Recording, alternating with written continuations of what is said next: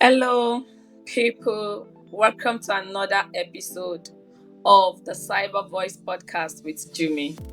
I remain your host, Jummy, and just as you've known, on this podcast, we will not be going into the technical details. We'll be exploring the human pillar of cybersecurity.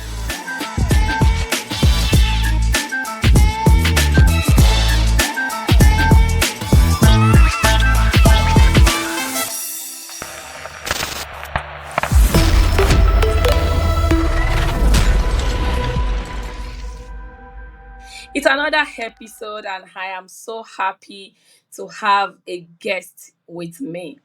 The guest I have with me today is a big fish in cybersecurity.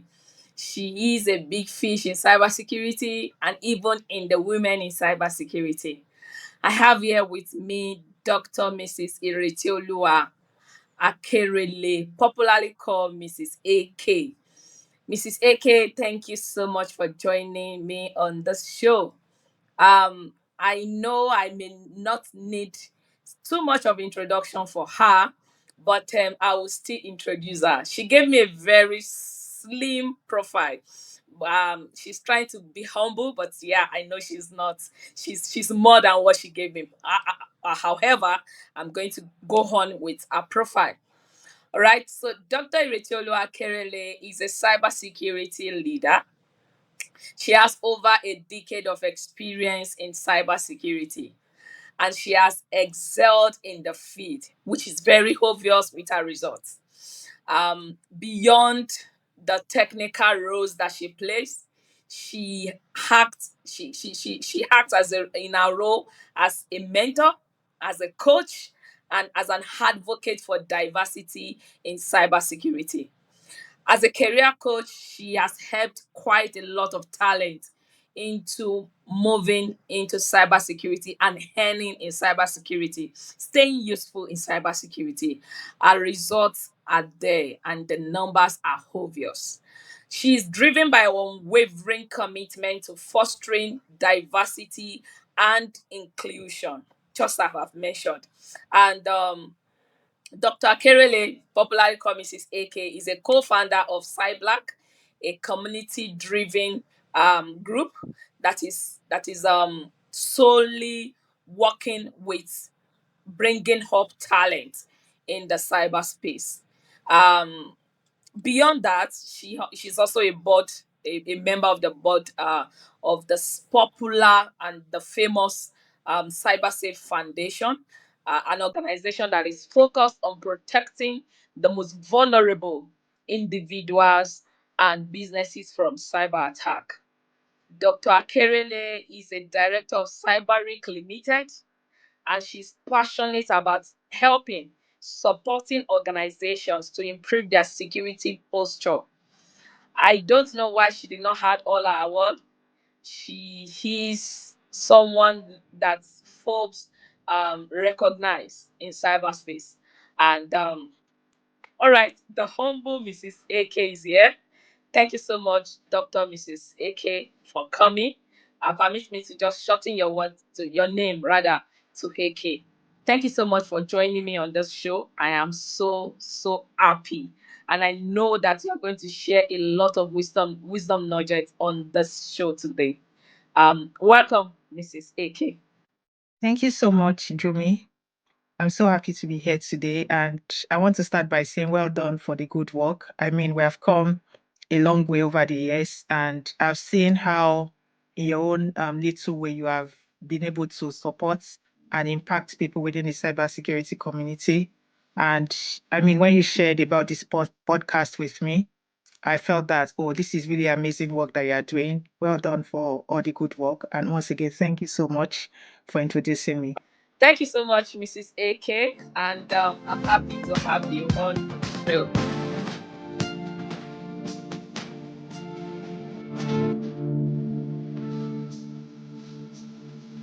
Today's theme is Beyond the Firewall, the human side of cybersecurity defense.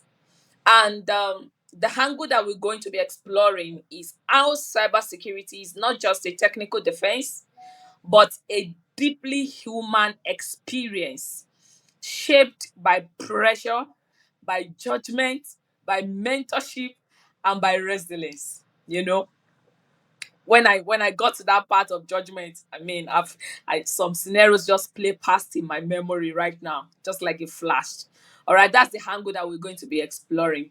So I've got 5 high impact questions for you, Mrs. AK, and then I've got 2 additional questions, which are our signatory questions here on the podcast. So I'm going to start with the 5 high impact questions. All right. So, Mrs. Heke, I need you to relax. We want to have great conversations. We're not talking about vulnerability. We're not talking about the breach and all of those threats.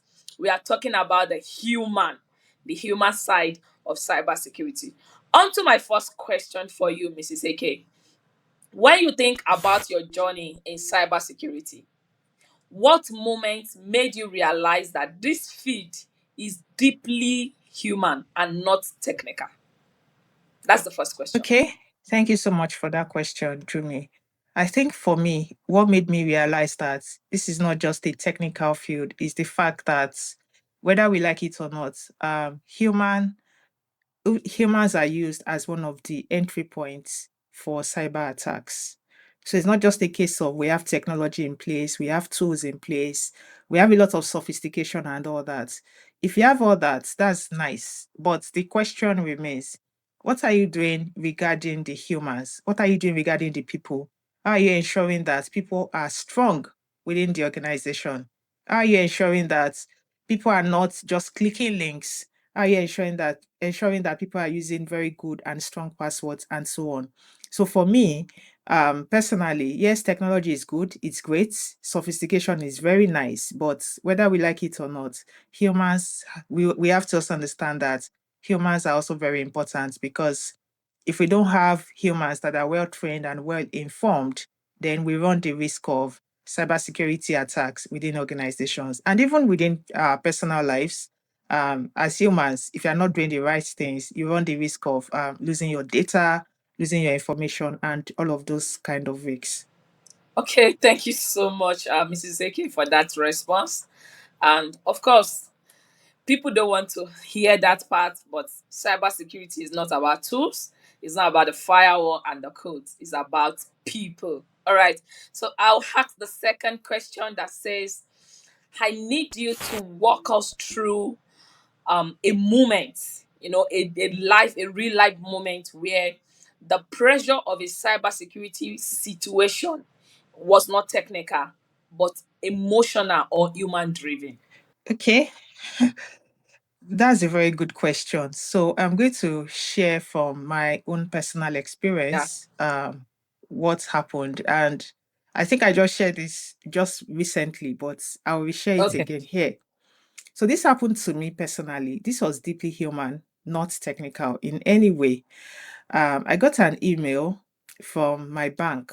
This was many years ago, just before I got into cybersecurity, like 4 years before I got into cybersecurity.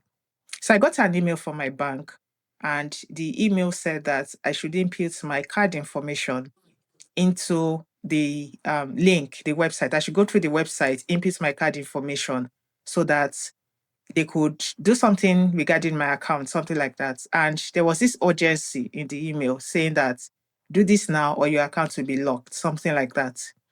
So at that time, I didn't even know there was anything called cybersecurity. I was just fresh out of the university and I'd never experienced cybersecurity before. So I looked at the email, everything checked. I mean, I didn't do any detailed analysis because nobody had told me there was even something called phishing at that time. So, but I just saw an email looking like an email from my bank with my bank logo, my bank everything. And then I just clicked on the link. And immediately I clicked on the link, it took me to the website. And when I saw the website, I had everything again from my bank, I had the logo, I had all the details. It just looked exactly like what my bank's website looked like. And then immediately there was the form where I had to put in my details, including my card What? information, my PIN, and all of that. So I went ahead, filled all the information, put in my card number, I put in my PIN and everything, and I clicked submit. So, like we always say, currently in 2026, we say everywhere first blur. That was what happened. My Immediately I clicked submit, it wasn't up to 2 seconds. All the money in my account wiped out. It wasn't up to 2 seconds. And immediately that happened, I the bank was not far from my house, like about 10 minutes walk. So immediately that happened, I ran quickly and went into the bank, and I started narrating the whole story. This is what happened. I just got an email from you guys. You guys said I should put in my card details. I put it in and my money is gone. Where's my money? And then I started ranting. Innocent me, I was ranting that day that where's my money? What did you guys do to my money and all that? And the person I spoke to said, "Oh, we are sorry. This email did not come from us, and all of that. Sorry that you had to put in your card details, but Yes. we would not have told you to do that. But we are sorry, your money is gone. There's nothing we can do about it." That was the that was the part that really broke me, because I was just out of university. I'd not even gotten a job. I was just still hustling, and all of that. So it broke me that the 500 naira, 1K that I was putting together, just to have something meaningful in my account, it broke me because everything was gone. And that was many years ago. We are talking about 17 years ago. But guess what? 17 years after, we are still seeing the same things play out over and over again. 17 years after, that same situation I was in, if we do an analysis of people who have been in that situation this year, we will count not less than 100 to 200 people Yeah. globally, not less than.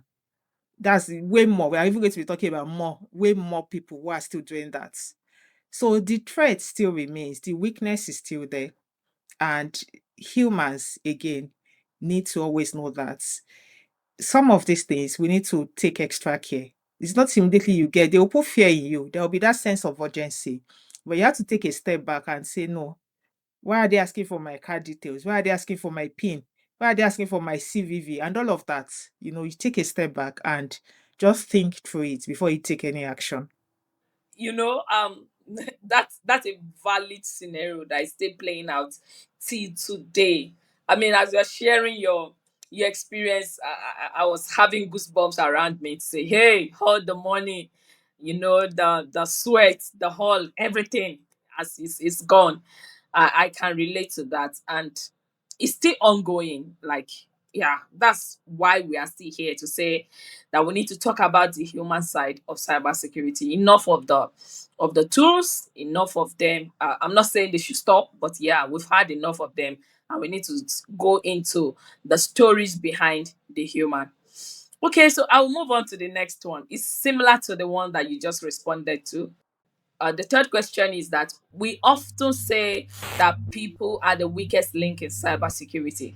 So if we flip the coin over, what if people are actually the strongest link, defense layer in cybersecurity? What's your view about that?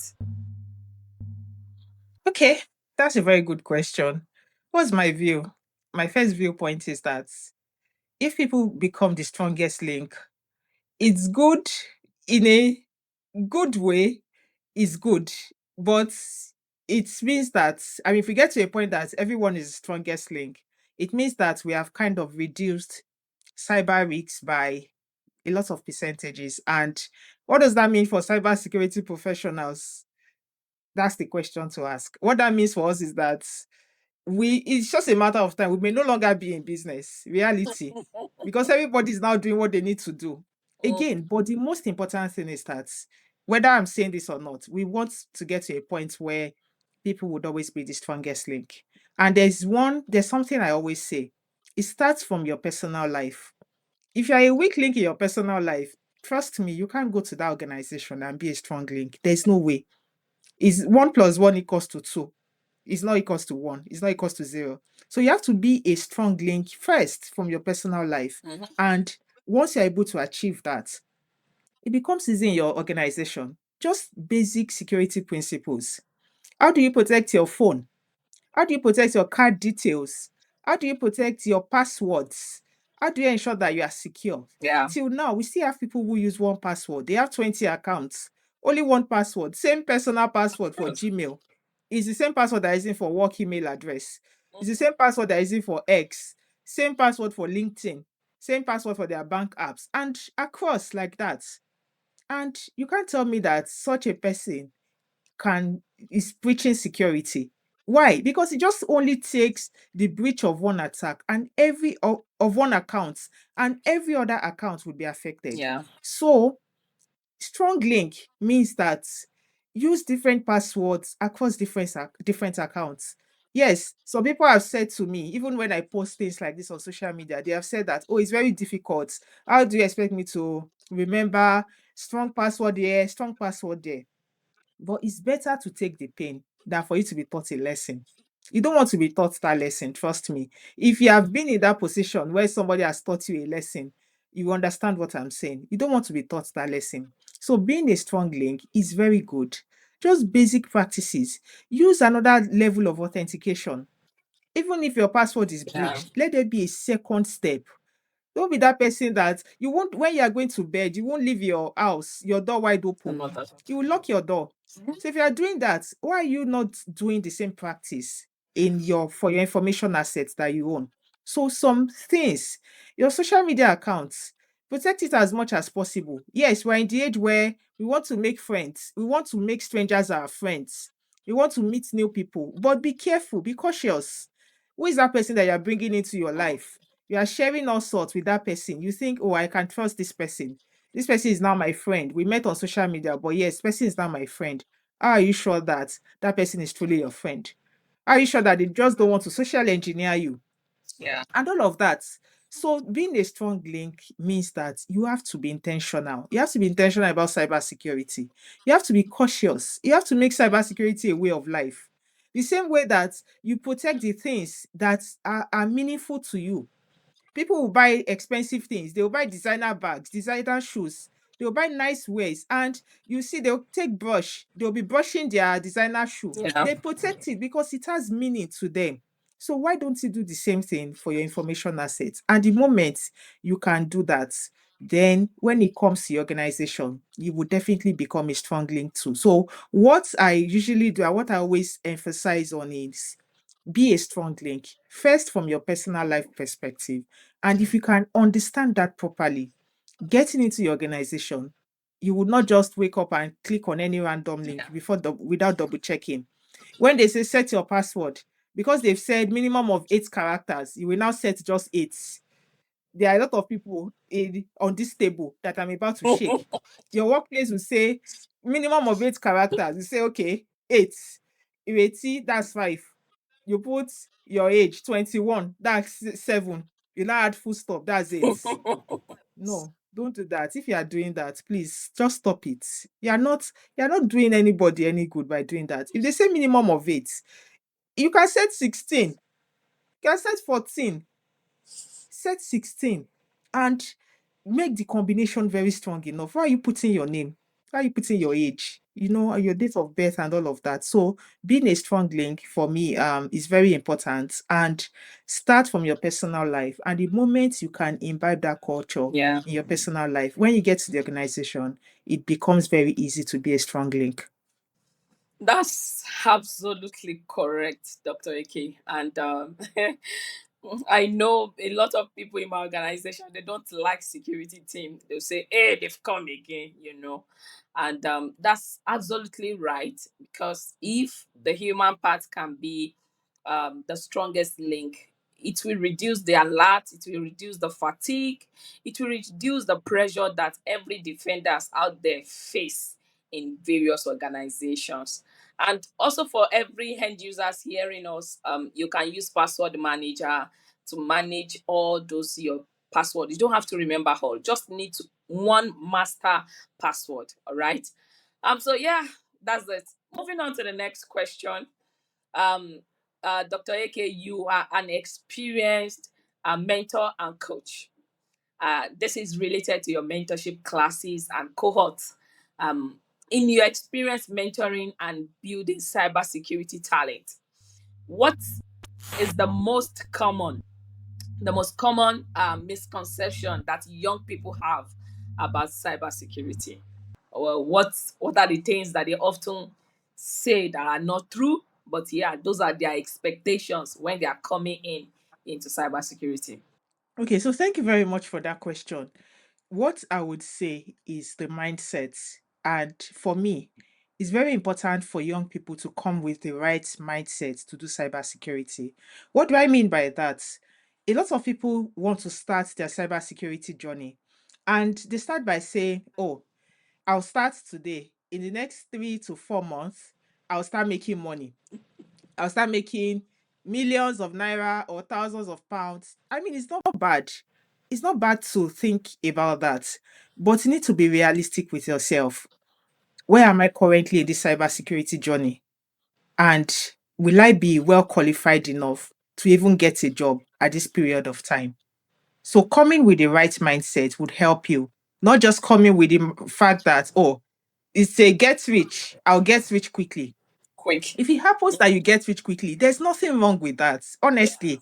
And I've seen cases where people start the journey and within 6 months, 7 months, they get a job and they start building their experience, they start earning money. It's not bad, but come with the right mindset so that if it doesn't happen that period, you won't beat yourself up and say, oh, I thought that you guys, this field is all about having money.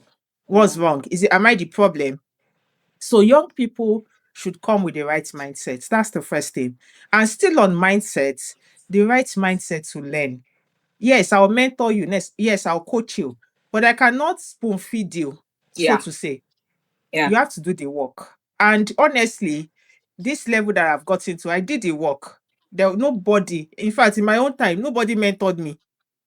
I had to do the work by myself. I had to strive to get to this level. Nobody sat me down and said, okay, this is the resources. Take this resource. No, take this person. This person will coach you, or this person will do this for you. Nobody had one-on-one session with me. I'm doing this now with my mentees. But what I'm saying is that you need to strive for excellence. Mm. So these are some of the mistakes some young people make. They expect that, oh, since I have a mentor now, my mentor will now spoon feed me and say this. Yes, I will guide you, but you have to be ready to put in the work. And if you come with that right mindset, you would then know that, yes, I have to work for excellence. So, my advice for young people is that strive for excellence. You can start your cybersecurity career journey at any time. But most important thing is that you need to strive for excellence. You also need to come with the right mindset. Mm. Cybersecurity is not a get rich quick scheme. Yes, you can get rich by doing cybersecurity. You can have money. I know how Yeah. I started and I know where I am today. And the difference is clear. And yes, cybersecurity has given me money, good money. I'm being very honest. But what I'm saying is that you need to work your way through it. Don't rush. Don't say, I'll start today and then you start calculating imaginary money. In the next 8 months, I should have this amount of money in my account. No, it doesn't work that way. Strive for excellence, put in the work, do the work, have the right mindset. Yeah. And it's just a matter of time. You will attain success in the field. That's absolutely correct. I mean, I envy the kind of energy you have when it comes to mentorship. You do so much in there because I wonder, Mrs. AK is quite busy. How is she able to, merge both coaching and real work together? And I've seen many requests come on my LinkedIn or my X for mentorship, and then I would tell them to go and do one, two, three, and four. They will do the first one. You correct them, then they are no more. They won't come again. They won't show up. They will expect that you tell them how to do it. Some time ago, one of my cyber sisters were talking and we said, nobody helped us to wherever we are right now, and it's a lot of hard work in there that we put before we can get here. But we don't want the upcoming generation to go through the hardship that we went through, and that's why we are offering mentorship and coaching. But they need to put in the right work, just like what you said, and they need to have the right mindset. I agree with her. I totally agree with your answer. Please, if you are out there, cybersecurity enthusiasts, have the right mind, be ready to put in the work, and make excellence your handle. Make it something that strengthens you. All right, we're wrapping up on the five high impact questions. The fifth one will be that if you could change anything about cybersecurity industry, about the way cybersecurity industry treats its people, what would that be? And do you think that has changed, or what's the current status? That question is tricky because I don't know the angle I should come from. How cybersecurity industry treats its people, I would say that it's the question is a bit tricky because how do I say what do I know? How do I know the way cybersecurity industry treats its people?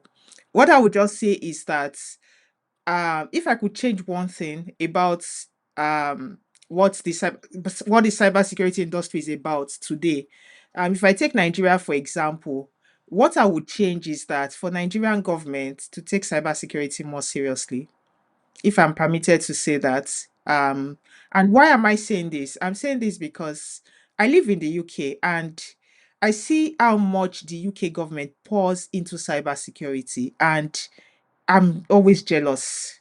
Honestly, I'm always jealous. Local governments in Nigeria, I doubt if any local government in Nigeria has any cybersecurity professional. I doubt it. And anybody listening to this can prove me wrong. But the local governments, local councils here in the UK have cybersecurity professionals. So a local government is collecting data. They have stack of files in their office, in their cupboards, and all of that. They process information and they don't have any cybersecurity professional. Why?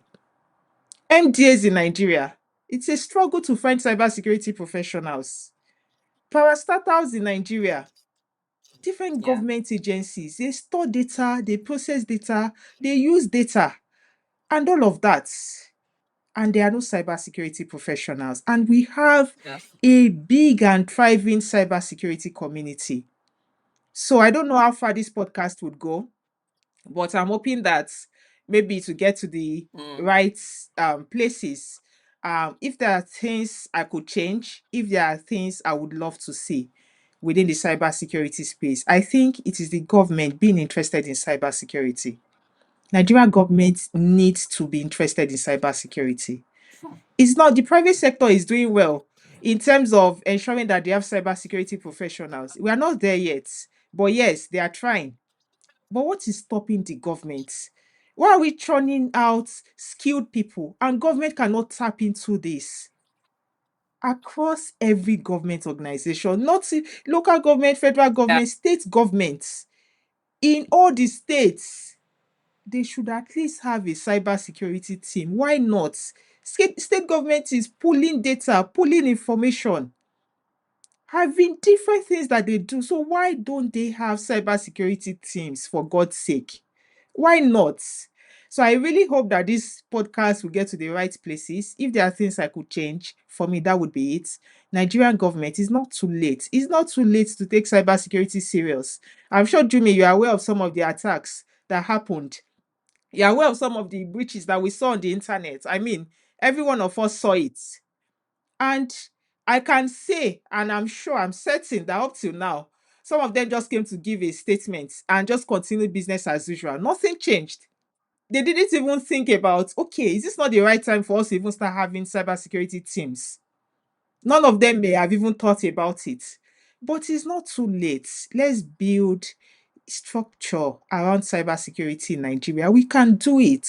I'm sure we can do it. And this is just a charge because I live in the UK here and I see even police in the UK here.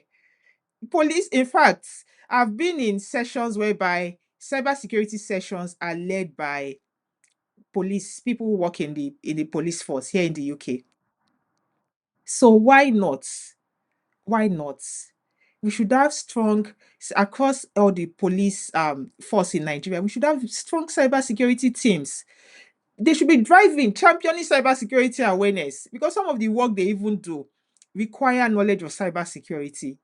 Yes. So this is my own charge, especially for Nigerian government, all the parastatals, all the agencies, all the governments, local, starting from local governments, state governments, and federal government. They should take cybersecurity serious. It's never too late. I know we are not there yet, and I know that it's something that if they key into, it will be something that will benefit everybody. Mm. Thank you so much, Dr. AK, for that response. I'm aware of the threats. At some point, I have a team working on documenting the threat happening in Nigeria, even across Africa, and we've been doing so much work in that part. But we don't just want to document; we want to also offer solutions. So, if you are a government, you are a leader in government parastatals, agencies, police force, and you are listening to this podcast, we're imploring you to please come forward and let's collaborate, especially down to the masses, to the people, and to the women, selling pepper, selling onions and all that. These are the most vulnerable, and they are often the most targeted. We may not have the statistics, but we know that things are happening every now and then, especially with the advent of social media and the use of smartphone.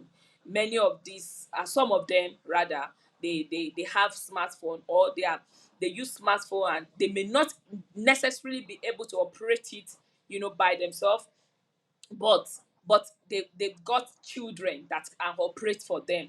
And these children, if they are not well versed in cybersecurity awareness and training, they can fall victim, or they can actually be the perpetrator. So we need trainings, we need awareness down to the grassroots. So thank you so much for that. Let me ask the last two questions, the signatory questions on this podcast. When people look back in cybersecurity about your contribution, what do you want people to remember you for? Okay, that's a very good question. And for me, if there are things I want people to say about me, I want people to see me as someone who lifts others up. I always go by the saying, we rise by lifting others. And the second saying that the sky is big enough for everyone to shine. I don't want to be the only person shining up there. I want every other person to shine up there. And in all honesty, a lot of people who I've mentored, like I've said publicly, time and again, some of them are working in leadership roles already. Some of them are earning six figures in dollars, in Canadian dollars, in pounds, and so on. Some of them are doing so well. And these are the things I want to see. I want people to always shine in this field. So for me, what I want people to remember about me is that I'm someone who would always want to lift others up. I don't really care whatever it is. I just want to lift people up and remember me as someone who always says this: we rise by lifting others, and the sky is big for everyone to shine. So for me, I want everybody to shine, irrespective of whatever background you are coming from, irrespective of the challenges you are facing, irrespective of what you see as a stumbling block, and so on. My goal is that whatever it is, if I can work with you, I can support you, we can go past all of these issues, and then you can see who you truly are and shine in the field. Mm, I like that part. The sky is big enough for everybody to fly, and we rise by lifting others. That's a very good one, and yeah, it's a very big impact to a legacy to always remember. Okay, so the last one would be that I've heard your voice. I've heard beautiful wisdom nuggets from you. I want you to nominate a voice that can come on to this podcast and share their experience with us as well. We want to hear from diverse professional. So we want you to. I would like you to nominate a voice that you believe is worthy to be heard. Whose voice is worthy to be heard? Okay, I'll nominate two voices for you. They are my very good friends. One male, one female. So I'll leave that to you to chase and follow up with them. So the first person I'll nominate, my very good friend. We started. I met him in 2015. Until date, we are very, very good in the industry. Very nice guy, smart. He also runs his own business and he's doing really well. His name is Sholape Akinde. He's my guy. He's my guy. And I'm nominating him because he's a powerful person in this field. I've seen how he started and where he is currently. And these are the kind of people Mm. that I also draw strength from, because like just like the way I started also, and I'm doing big things in the field, I've also been able to watch his journey, and his journey is very inspiring. I think you would benefit from hearing more from him, and also getting some more nuggets from him. So I would be nominating Sholape Akinde. Yeah, I'll leave it to you to chase him up and reach out to him. But just mention my name and say that, oh, Ireti mentioned the name in this my podcast, and I would like to have a chat with you. That's male. The second person I'll be nominating, a very good friend that is very dear to my heart, and we met on Twitter. That's the most interesting part of this thing. We met on Twitter, very random. It was just a random. If I someone had told me that, oh, we are going to be very good friends, business partners, and all that, I would say, how would that happen, and all of that. But I don't know how God just led us together. And since then, she's been really good to me. She's been very supportive, also a very strong voice in cybersecurity. She does a lot of things in the background, supporting people. You know her, you know her. Yeah, once I mention her name, I'm sure you would say, oh, so is this person.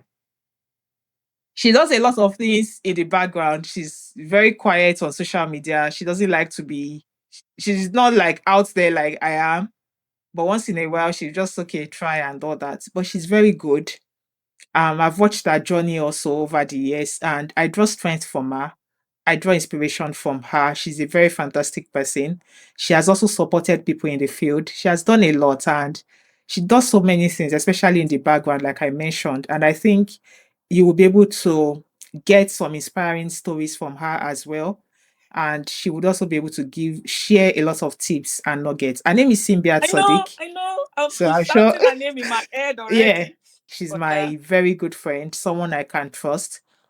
She's a trusted friend, and she's very dear to me. So I'll be nominating her also. So I'll leave that to you to chase as well. I will not be speaking to them in any capacity. But again, I trust that by mentioning my name, I trust that they would want to grant you an audience, and they will most likely also reach out to me to say, oh, this person reached out and mentioned your name, and I will definitely give in my word to say yes, I did that. Okay, so thank you so much, Jimmy. Okay. All right. All right. So wrapping up the show today. Thank you so much, Dr. Mrs. AK. I like calling AK rather than your full name. Permit me. Thank you so much for joining me on this show, and I'm so grateful that. One thing I'm actually grateful for you is the gates of access. Every now and then, you give that access, and I'm so grateful for that. All right, thank you so much for joining this show, Thank you and so much, Jimmy. I hope to have you again in the Yeah, nearest future. definitely. Talking on certain things that I feel like, oh, there is no time. We will have explored more, for people to hear that part of you.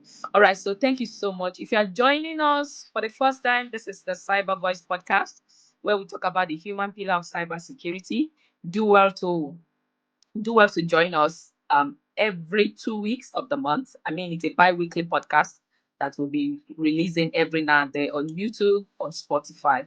Do well to listen, share with your friends, like, make comments. Let's hear your voice even in the comment section. I will come till I come again in the next episode. I remain your host, Jummy, and I hope to see you again in the next episode. Thank you, everyone.